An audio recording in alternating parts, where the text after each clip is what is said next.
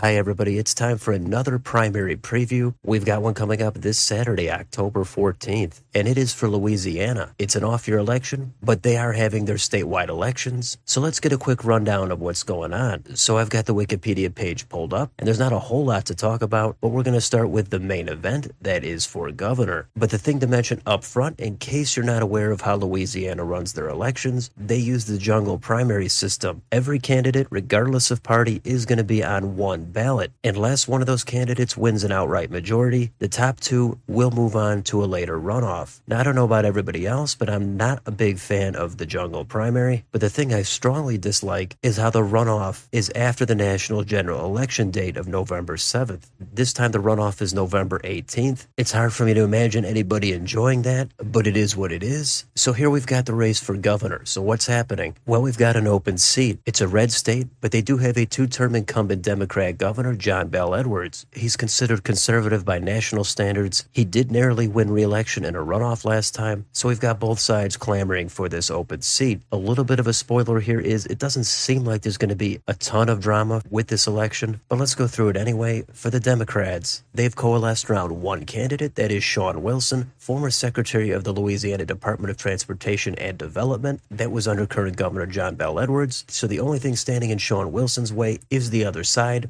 And given that it's a red state, there has not been a coalescing around one Republican, but one candidate has emerged as the frontrunner. That is Attorney General Jeff Landry. There are others in the race, but as we'll see in a moment in the polling, Landry has emerged as the top-tier opponent to Shawn Wilson. So if we go down a little bit further, you can read about the background of some of the inner workings of this campaign, and I don't blame Republicans for wanting to not blow this opportunity to pick up a red state governorship. They've let some key victories slip through their fingers before. I think it would be embarrassing if they did it again. But down here we've got the endorsements. Landry has the Trump endorsement, and maybe there's some irony here, but he also has U.S. Senator Bill Cassidy, who voted to impeach Donald Trump, and then he's got a few other ones here. On the other side, Shawn Wilson. He's got current Governor John Bel Edwards, and some other Democrats. I'll assume he's going to get more of the national Democrats behind him as the race gets even closer. But the Democrats are doing what they need to do to give themselves the best chance to be able to hold this seat. That would be not have any infighting and get behind one candidate. Now let's get down to the polling. So again, all candidates on one ballot. If somebody did happen to get over 50% in this crowded field, they would be the next governor. That seems very unlikely, so we're looking at the top two. And in every single one of these polls, it is Jeff Landry and it is Shawn Wilson. Landry's starting to get close to 40% in some of these recent polls. Shawn Wilson, he's mired down in the 20s. Still a good chunk of about 15 to 20% are undecided, but Wilson is the only Democrat in this race. The reason Jeff Landry is not hitting 50% in these polls is he's got four other Republicans siphoning off some of that vote. There's also one or two independents, but the amount of Republicans in this race, that is going to be what pushes this to a runoff. Now, given this video is just for the primary, the runoff can be covered at a later date, but it's safe to say Jeff Landry is decisively leading Shawn Wilson in that runoff. I guess there's an outside chance somehow all the undecideds and the vote for the other Republicans could decide at the last second to just vote for Jeff Landry, and maybe he could actually hit 50% in the primary. I don't think that's going to happen, but there is a fringe possibility. And then remember, that runoff will be on November 18th. So that's the primary for governor. But there's other elections happening in Louisiana. Jeff Landry is the current attorney general. Given that he's running for governor, that's going to be an open seat. So we've got action mostly on the Republican side. It's such a red state, it seems very likely Republicans will hold this seat, and I haven't really looked into this myself, but you might be from Louisiana, you might be more up on this race. We've got one poll down here from way back in March, not really helpful at this point, but this is a race of some significance. We'll see if somebody's able to win this outright in the jungle primary on the 14th. What else is happening in Louisiana? Well, we've got the Louisiana State House and State Senate. Republicans do have a supermajority in both of these chambers, or at least they had one the last time I checked. It is narrow, but that is going to be something to take a look at coming up in these elections. Although it might become less significant if Jeff Landry, the Republican, is elected governor, because then once everything is held by the Republicans, there's going to be much less likely the need to override any of the governor's vetoes. Right now, that does happen. John Bel Edwards issues vetoes, and being right on the border of a majority and a supermajority to determine if you can override that veto, that is a big deal. But again, if it is Landry, it's hard to imagine there's going to be many vetoes issued. Also in that State House and Senate, this is after redistricting. We got to see what happens with the new lines, but those are the significant things happening in Louisiana. But there is one more thing we could take a look at. We could get on Ballotpedia and take a look at some ballot measures. Everybody loves a good ballot measure if it's something you're in favor of. We've got 4 of them happening on the date of this jungle primary, the 14th. There's also 4 more happening on the general election of November 18th. But again, if you do live in this state, these things might be of interest to you. Ballotpedia breaks it down very simply, and I think that pretty much covers what's happening in Louisiana. I'm not sure if I'm going to do a video on the results unless something notable happens, but this is a quick rundown of what's happening in Louisiana. Let me know in the comments, what do you think about this primary? First of all, do you like the jungle primary? And do you like how the general election is happening after the national general election? What do you think is going to happen? Is it definitely going to be Wilson and Landry in the runoff? If so, what's Landry going to get in this first round? Will the Republicans keep a supermajority in the state legislature? Let me know down below. On your way out, don't forget to like, share, and subscribe. Thanks for watching, and I will see you on the next video.